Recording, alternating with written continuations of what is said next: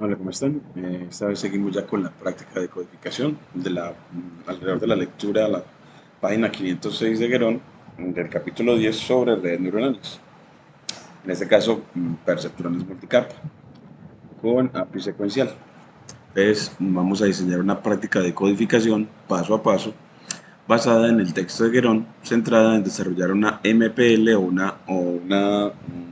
o una red de perceptrones multicapa para regresión con Keras, ya para predecir precios de vivienda, como en el ejemplo del texto de Guerón, pero añadiendo desafíos para fortalecer tu pensamiento computacional. Aprenderemos entonces a procesar los datos en cuanto a la técnica de escalamiento llamada normalización.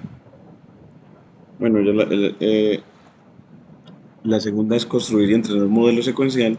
La tercera es evaluar y ajustar hiperparámetros. Y la cuarta, analizar resultados en cuanto a visualización de métricas. Entonces, ahora sí, demos manos a la obra de esta práctica llamada MPL para predecir precios de vivienda con el dataset de vivienda de California, el California Housing, que es bastante famoso en enseñanza de las tareas de regresión en Machine Learning, al menos con Aurelien Guerón. Este dataset lo usaremos entonces el dataset de Guerón, California Housing, disponible a través de sklearn.datasets. El paso 1 entonces será importar a NumPy como NP, a TensorFlow como TF, a sklearn.datasets para la función Face California Housing y a Sklearn Model Selection para la división de entrenamiento y testeo a través de la función TrainTestSplit y de Scalar Preprocessing importaremos estándar Scalar para el escalamiento de atributos con la técnica de estandarización, es decir, restar la media de división y dividir por la desviación estándar. Y luego también importar a matplotlib.pyplot con PLT para visualización. Entonces aquí vamos a reiniciar el kernel y borrar todas las salidas para esta presentación y corremos entonces esta importación. Se demora, aquí se está demorando, bueno, lleva 6 segundos, 7, 8 segundos. Entonces, esta importación de la librería se está tardando así, alrededor de, se tarda alrededor, alrededor de, alrededor de, bueno, 9 segundos. Bueno, entonces, para ejecutar esta línea de código. Luego, el de importar los datos, cargar los datos, no se demora sino, lo estima en CPU de 0 nanosegundos y un wall time de 13 milisegundos. Entonces definitivamente no se demora nada en cargar este dataset de housing a través de, en este caso, de Scalar. Eh, y vemos entonces esa estructura housing, ¿qué claves tiene? Entonces tiene data, target, frame, target names, future name y la descripción del dataset en esta estructura tipo bunch en la que nos entrega el dataset housing. Luego dividimos en predictores y etiquetas con asignación múltiple utilizando esas claves, las claves data y target para los predictores y las etiquetas. Entonces aquí lo dividimos y quiero visualizarlo. Entonces, miremos a X y control enter y nos lo muestra como arreglo de NumPy. Entonces a X como arreglo de NumPy y a Y, las etiquetas que son los precios de vivienda divididos por 10.000, control enter y nos da las etiquetas como un vector de NumPy, un vector fila o un vector horizontal. Y dividimos el entrenamiento y testeo primero, una primera subdivisión en entrenamiento y una parte temporal, entrenamiento 70% y la parte temporal para con el restante 30% y luego una segunda división de esa parte temporal con una tasa de de testeo del 50% para que la mitad de ese 30%, es decir, el 15%, se vaya para validación y el restante para testeo. Entonces, ahora sí, esto también le estimamos el tiempo que tarda con porcentaje time y corremos y no demora tampoco nada, 8 milisegundos en igual time. Entonces definitivamente no tarda nada en hacer ese proceso de división y ya teniendo los datos divididos en entrenamiento, validación y testeo, pasamos al preprocesamiento con normalización y aquí compararemos dos enfoques, la normalización con Keras como en Geron y con estándar scalar con Scalar. Entonces tenemos ya dos maneras de normalizar. Aquí, entonces primero con Keras,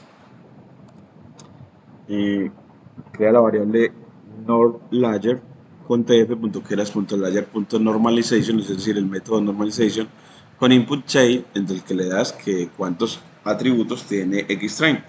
Recordemos que xtrain.chain entre corchetes 1, 2 puntos me da es el número de columnas, el número de atributos de xtrain.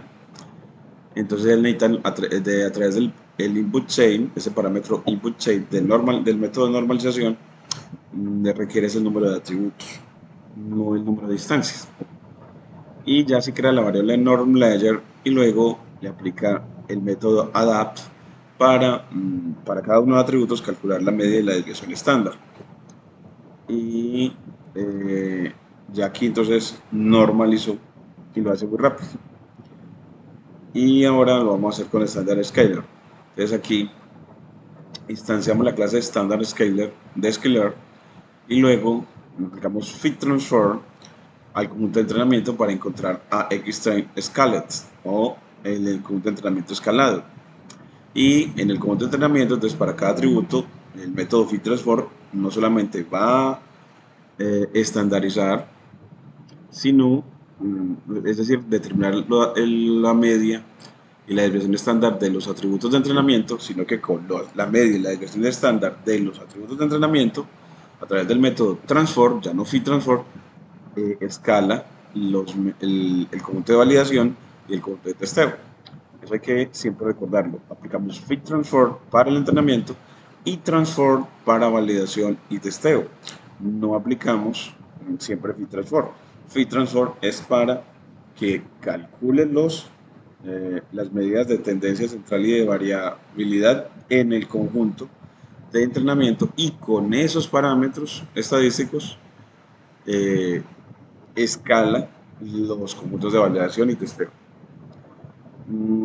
Ya bueno, entonces corremos también no se demora nada. Ahora luego la construcción del modelo con la función boil model.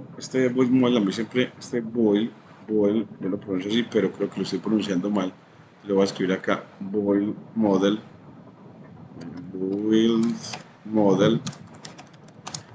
creo que es, vamos a ver aquí. Build model. Build model. Build model. Build model. Build model. Build model. Entonces, esa función llamada build model, en la que tiene un parámetro que es normalization layer, que por defecto está en none. Es decir, que si hay capa normalizada, entra, y si no hay capa normalizada, pues entonces se le debe especificar. Entonces, nos permite tener un modelo en el que se normaliza la capa de entrada o no.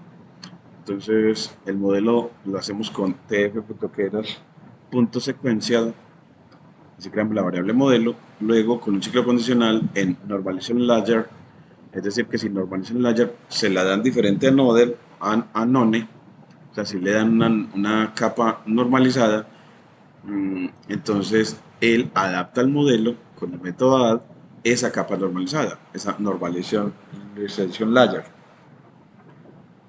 y luego le adapta, adiciona a ese modelo con el método add la primera capa oculta de 50 neuronas con función de activación ReLU a través de tf.keras.layer.dense, tf.keras.layers.dense, una capa de 50 neuronas con activation ReLU.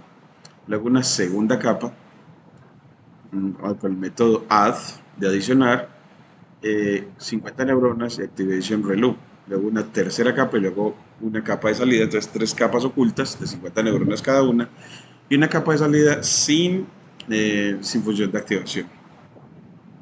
Entonces así le ponemos ya después, creamos la variable optimizer con tf.keras.optimizer.adam con learning rate de 1e-3 y model.compile con función de pérdida MSE y metrics root mean square error y ya nos retorna el modelo. Entonces una función que le entra la capa de normalización con la capa normalizada y nos entrega el modelo cuando es llamada. Aquí la llamamos, le entramos la capa normalizer, la capa normalizada y nos entrega el model Keras. Y ese model Keras lo entrena con el conjunto de entrenamiento, 20 épocas y ir inversificando a través de una tupla el conjunto de validación, los proyectores y las etiquetas de validación a través del parámetro validation data. Y así él nos crea la variable historical al ir entrenando el modelo. Ese también se me olvida a mí que debo ponerle ese entrenamiento, cuánto demora, pues porcentaje de time, para la próxima vez que lo presente, de una vez estimarle cuánto tiempo de cómputo se requiere para entrenar el modelo neuronal acá. Es así, miren que ya está, lleva 12 de 20 épocas, 13 de 20, 14 de 20 épocas. Y ya aquí, y como la función de pérdida que aquí aparece en punto 34, aquí ya abajo aparece en punto 27, o sea, como al optimizarse la función de pérdida tiende a 0. Y el root mean square error también, el desempeño entonces empieza a ser cada vez mejor, es decir, más pequeño. Aquí estaba en punto 59 y aquí bajó a punto 52. Entonces ya en las 20 épocas el desempeño, la raíz del error cuadrático promedio, obtuvimos punto 52, una función de pérdida de punto 27 y un val root mean square error en punto 57. Bueno, entonces así ya entrenamos el modelo y ahora el modelo con estándar scalar, ahora ya el modelo con estándar scalar a través de build model sin capa de entrada. Entonces aquí ya es sin capa de entrada, dándole el conjunto con el método fit, el conjunto de entrenamiento escalado y el conjunto de validación. Entonces aquí también, ahora sí, previamente le ponemos porcentaje de time. Entonces aquí es cuando no se le entrega la capa de entrada normalizada, sino no normalizada con Keras, sino normalizada con Scalar. Y ya aquí nos muestra que en la primera época el root mean square error empieza en 1.06, la pérdida de 1.19 y va bajando. Miren que ya la función de pérdida aquí en esta época va en 0.56, ya ha bajado bastante. La función de pérdida ya va en 0.29 y ya lleva 12 épocas de 20. Y aquí ya aquí llegó a 18 épocas y miren que ya obtenemos un desempeño muy bacano de 0.51 y una pérdida de 0.26 y se demoró 41.5 segundos de CPU, igual time de 36 segundos.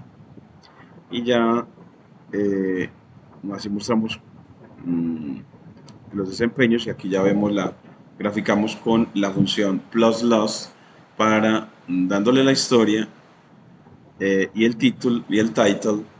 Él nos va graficando con X label las épocas, a lo largo de las épocas, cuál es el desempeño o mean square error.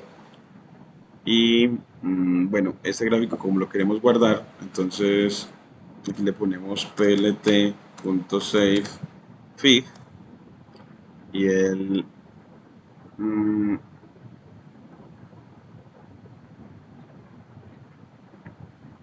no lo guarda así, pero le voy a poner que lo guarde pero en descargas. Entonces aquí me voy aquí en control, copiar ruta de acceso y control V y acá backslash title png con presión de formato, corremos de nuevo y miren que ya bueno, aquí nos dice que, bueno, esta cadena debemos entregarla en crudo. Creo que, vamos a ver si le ponemos aquí el R, a ver si el R también nos funciona, ahora sí. Y nos muestra que en el conjunto de entrenamiento, miren cómo fue descendiendo el mean square, el mean square error. Y en la validación también fue descendiendo, aunque hubo una parte en la que empezó a crecer para luego decrecer. Y terminaron más o menos cercanos en validación y entrenamiento los desempeños del mean square error. Terminaron casi en la época 20 alrededor de menos de alrededor de punto 3 el mean square error. El mean square error quedó en entrenamiento y validación, que se parece mucho, mostrando como que el modelo no está sobreajustado, aunque en validación el desempeño no fue tan bueno, de que validación quedó por encima, el desempeño en validación quedó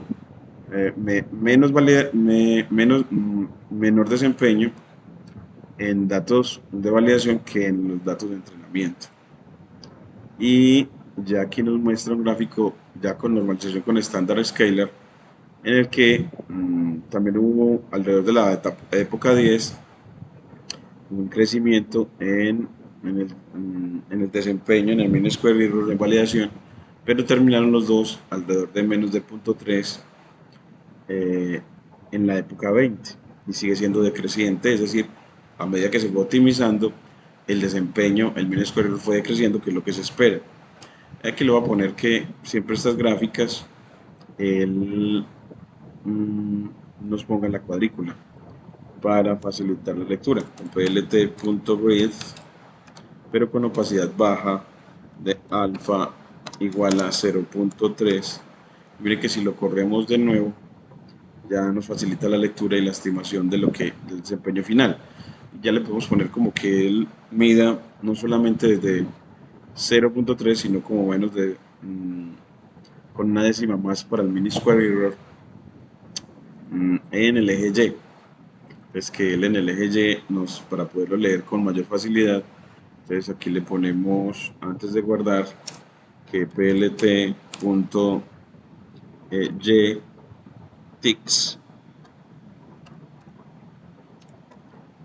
y él no lo estima con np.random de 0 a 6, pero en realidad él estaba yendo de 0 a 1, vamos a ponerlo de 0 a 1 con incrementos de 0.05, aquí 0.05, y miren cómo ya nos queda, y esperamos que nos quede mucho mejor para la estimación. Entonces miren que nos queda que al final el desempeño fue en la época 20 alrededor de punto 30 en entrenamiento y punto 35 en testeo, casi en validación, perdón. Pero eso fue con Keras y con Standard Scalar de punto en validación de punto 30, o sea que en realidad con Standard Scalar nos fue mejor en la validación, o sea que tiene más poder de generalización el modelo. De hecho terminaron las dos gráficas casi coincidiendo, entonces muestra que en entrenamiento y en validación el modelo se comportó muy bien, es decir, un buen modelo, un buen poder de generalización el de este modelo entrenado con Keras. Y aquí ya nos muestra después de eso evaluar en el conjunto de testeo, ya en el conjunto de testeo, y con el método de evaluate, y nos muestra que con Keras el root mean square error fue de 5.54 y con Standard Scalar de 0.51. Entonces Standard Scalar fue mejor que Keras en este caso. Standard Scalar fue mejor, y aquí con Standard Scalar también fue mejor gráficamente que con Keras, o sea que definitivamente Standard Scalar ganó en esta práctica Y ya en el paso 5, desafío para pensamiento computacional, experimenta entonces con arquitecturas. ¿Qué pasa si cambias el número de neuronas? Ejemplo de 30 en lugar de 50. Entonces hacer eso, te propongo que lo hagamos de pronto en el próximo video para ver cómo cambias. Y luego prueba a añadir una cuarta capa para ver cómo mejoran, cómo cambian las cosas. Y ajusta los hiperparámetros, la learning rate o la tasa de aprendizaje de 1E-2 a 1E-4, es decir, hacerla más pequeña, y usa early stopping para evitar sobreajustes. Y aquí mire que nos muestra cómo lo implementa, y aquí nos muestra que model no está definido. Bueno, aquí nos muestra como la línea de código que deberíamos utilizar ya en el próximo video, como corregirla, ayudados con DeepSeek. Para implementar esa sugerencia para desarrollo de pensamiento computacional y profundizar en esta práctica. Y comparar preprocesadores. ¿Cuál método de normalización da mejores resultados y por qué? Entonces, aquí vemos de que el preprocesamiento con estándar Scale fue mejor. Y predicciones cualitativas. Imprime las primeras 5 predicciones del modelo y compáralas con los valores reales. Entonces aquí, control enter, vamos a decirle que la compare, y mire que nos da predicciones .85 y los valores reales era de 1.0. Entonces cercano, 1.1, y este era para predicciones, y 1.18, más o menos cercano. 3.71, 3.36, o sea que definitivamente como que muy bien lo vería yo. Y luego este de 1.2, aquí sí se peló mucho para la cuarta, y en esta 1.71 aquí también se peló mucho, muchísimo. Entonces, bueno, en estos dos últimos datos no predijo tan bien. Y aquí el resultado esperado, aprenderás a debugger models, es decir, a cómo a correr los modelos. Si el root mean square error, es muy alto, revisa si los datos están bien normalizados, y entenderás el impacto de la arquitectura y el learning rate en el entrenamiento, y visualizarás el sobreajuste si el loss validation sube en épocas altas. Entonces, si ponemos si le damos más épocas, cómo nos va con la función de pérdida. Y en conclusión, esta práctica refleja el flujo de trabajo real en Machine Learning, y que lleva de preprocesar datos a construir el modelo, luego entrenar y ajustar, y luego evaluar. Bueno, y los tips adicionales son: usa el model.summary para ver la estructura del modelo, y explora tf.keras.util.plotModel para visualizar la arquitectura.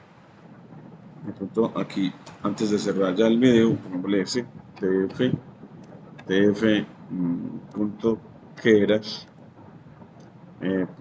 .utils.plotModel. Aquí nos dice model keras y en qué extensión, y aquí nos dice que debe instalar PyDot, con PyP install PyDot para graficar el modelo, para plot model. Entonces vamos a hacerlo. Entonces vamos a la terminal y cerramos este y activamos el Virtual Environment para asegurarnos de que si estamos en él. Punto bien, el que tenemos ya con Python 3.11, que es compatible con TensorFlow. Y le damos de la instrucción, la sugerencia pip install PyDot